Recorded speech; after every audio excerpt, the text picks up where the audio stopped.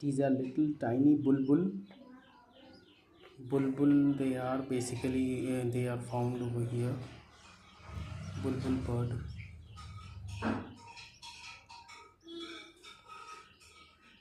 They are found in India. Bulbul, and they are also known as a red-whiskered bulbul. Red-whiskered bulbul. These are the small birds which are found in Indian subcontinent.